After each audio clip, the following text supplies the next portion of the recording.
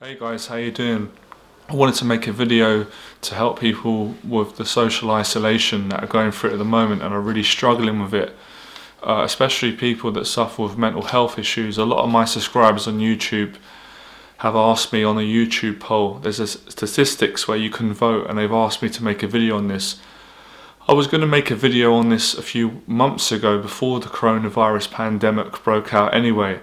So I'm really looking forward to doing this video because I know this is going to help a lot of people, and I know a lot of people would really appreciate this information, and it's really helped me a lot. So I've got a pad here and I've wrote down everything that I need to give you today so I won't forget anything or leave anything out. So first of all, I just want to say my condolences to anyone who's lost their life around the world, or anyone who's really suffering with the virus. It's a really tragic thing. I don't really know what to say other than that, quite lost for words. But I'd encourage people to stay strong, get support from your family and friends, and apply what I'm going to tell you today. So if it's the first time onto my YouTube channel and you've never met me before, quick introduction about who I am. My name is Johnny Berba, and I help men to get control over their anxiety so they can live the life that they want. For many years I've been making YouTube videos and teaching people how to face their fears in their life. I mostly teach and encourage men, but for this video especially, this is for men and women, especially, as I said, those that suffer with any kind of mental health problem. So I'm going to tell you about an experience I had 2 years ago, because I suffer with mental health as well. I suffered with anxiety all my life, and I managed it really well for many years, became successful in my business, and I got a relationship with a girl, and I improved every area. But 2 years ago, out of the blue, I had a very bad nervous and psychotic breakdown, and I was hospitalized for about 8 weeks. I believe it, I always say 6, I think it was 8 weeks. I don't want to exaggerate, it was over 6 or 8 weeks I had to go and stay in a hospital, and it was the most frightening, difficult experience I've ever been through in my life, and I've been through quite a lot of challenging experience in my life. But I'm glad I went through it, because it's made me such a strong person, and it's given me the confidence, and it's given me the intelligence and the understanding to give other people the information. Just want to make a point of saying I'm not a professional mental health worker. So you don't reach out for me asking for any sort of counselling, because that's not my specialty. But I am someone who's suffered and been through an experience, and I can share you tools that I use that help me every single day, alright? I just want to make that clear. So it's not that I don't want to help people, it's just that I'm not qualified. So if you've got severe mental health problems, I really recommend you get in touch with professionals, doctors, therapists, and tell your parents and the people close to you, alright? Okay, let's get into it. So, when I was in hospital during that period 2 years ago, I was really suffering with what people are going through now. I was isolated, and I felt trapped, and I had my own room, but I felt like I was in prison, and I was panicking. Despite already going through psychosis and mental illness, I was worrying, I didn't know what to do. I kept thinking about every minute. But going through that experience, what it taught me was panicking when you're frightened of something, to state the obvious, it doesn't help the situation, it makes it worse.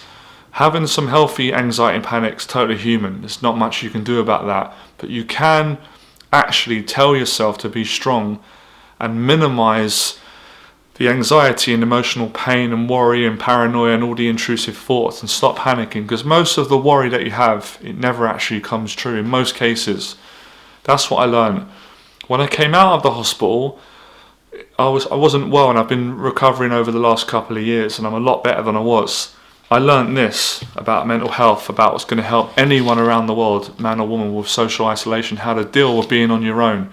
Because the problem that most people suffer with, what you're going through right now, when you're on your own for long periods of time away from people, you can't distract it. Well, it's difficult to distract yourself. So you're going to be thinking about your fears, you're going to be worried about the future, you might start worrying about things in the past that you've been through that you don't want to think about anymore. Traumatic experiences or mistakes or bad things that have happened to you. And that the mind has certain patterns. It tends to bring up these things when you're by yourself, especially when you're not occupied doing something positive, and I'm going to get to that. So I just want to give you a bit of understanding of how the mind works and how mental health is for most people. And then you start worrying that what am I going to do? And then boredom kicks in, and then worry kicks in, and then you might start worrying about your finances, your money. You might start worrying about your parents' relationships. Then you might start worrying about yourself, about not being good enough. You might even have fears of people judging you, social anxiety, all these kind of psychological fears that are under the umbrella of mental illness and worry and psychosis or paranoia. You might start getting paranoid, might start being worried that people might come and harm you, or bad things are going to happen to you. So these are the common patterns, and you can probably tell I went through all these. So what you need is an action plan, and it's very simple. Pad of paper, right? A biro pen. And what you need to do with an action plan is you need to make small daily goals. So every single day I make my day a goal-orientated day. Let me explain. Very small, simple things. So for example, you write down on a piece of paper, tomorrow I'm going to cook myself a meal. Just write that down on paper. Next one is being domesticated. So make a goal of saying, tomorrow I'm going to clean my apartment. Wherever you're living right now, whether you're living with your parents, a studio, a hostel, a campus, even if you're fortunate that you are homeless, wherever you are staying, when you wake up from the environment that you're staying in, clean around you. I'm telling you, psychologically, when you clean up, it makes you feel good. Everything I'm telling you is a feel-good factor. Because when you've got anxiety and you're socially isolated, and with the social distancing, because of what's going on at the moment with the coronavirus, you can start feeling very lonely, and that can make you frightened and scared. So when you start cleaning, I know it sounds crazy, right?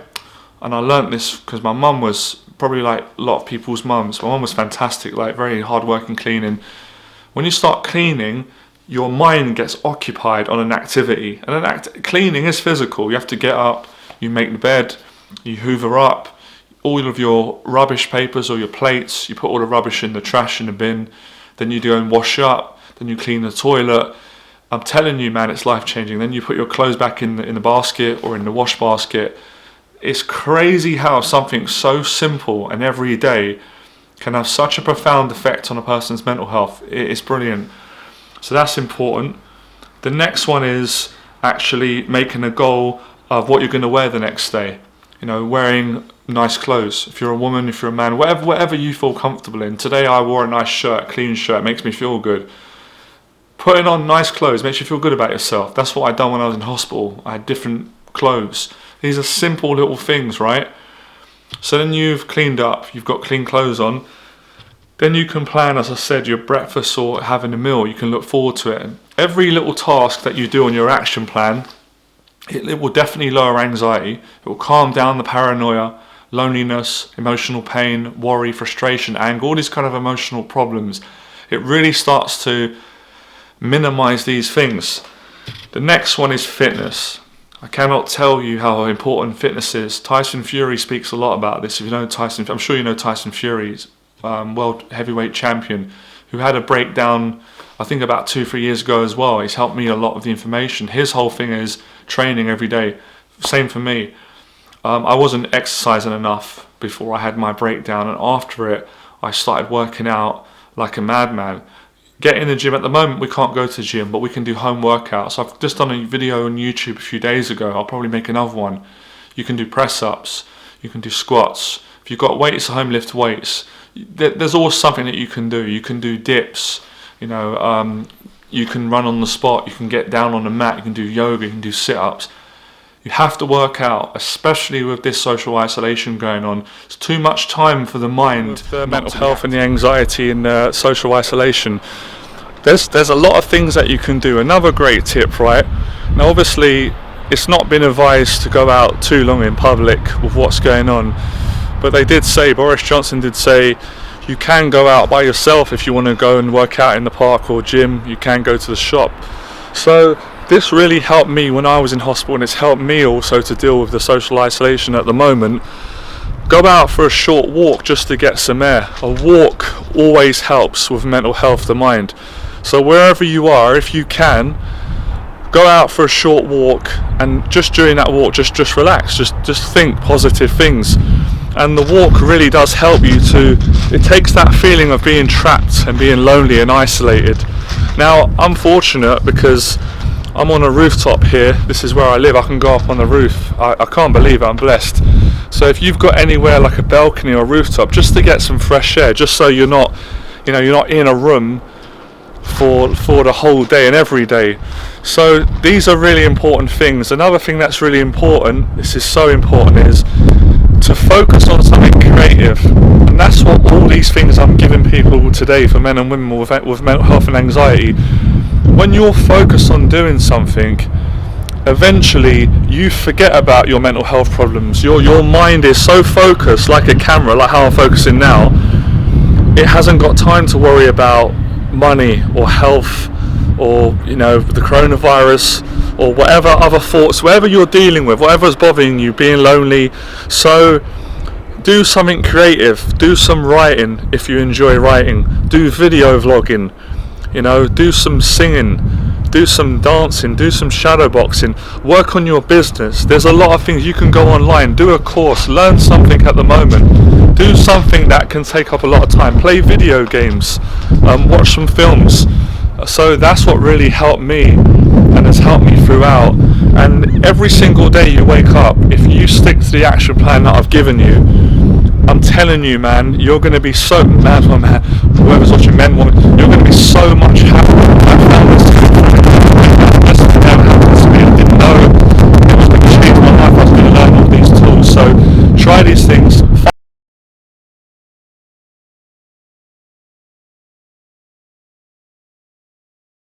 You don't always feel like being around even your, people that are close to you, that you love, your mum, your dad, your family, friends. But you can still give a phone call. You'll feel better if you speak to your mum or your dad or whoever's in your family, and speak to your friends, because you don't want to be on your own all the time. So if we can't socialise in person at the moment with the social distancing, you can still go online and find a group. I've got a Fearless Facebook group for the men. For women watching this, go online on Facebook and have a look up groups on mental health or whatever you're interested in, business or something creative, and then you can communicate with other people, because you're not the only one. There's loads of people around the world, there's millions suffering with mental illness, and it's really important to talk about it and not keep your feelings bottled up. That's how you can start improving. The majority of mental health is about learning to control your own mind, learning to create positive emotions by doing the gym, having an action plan, doing daily things, being accountable, and keeping it very practical, and it's tough for everyone, believe me. Even with everything I've given you, it's still going to be challenged, but it's going to be a lot easier if you follow this advice. So if you enjoyed the video, I'm really grateful. Subscribe to my YouTube channel somewhere, hit the red button. You can give this a like, can share this with other people if that can help them with their mental health, and stay strong, be positive. You're a lot stronger than you think. That's what I learned about my hospital experience. I didn't realise how strong I was and how strong people are until you're really forced to be in a situation which really demands strength and courage. And get help. If you need professional help, then seek help. There's no weakness in getting help. Getting help is the best thing a person could ever do who's going through any kind of mental health problem, because getting help is you saying, I'm not quitting, and you're going to get better. It's all about getting well, right? So I hope that's helped you. Remember, become fearless.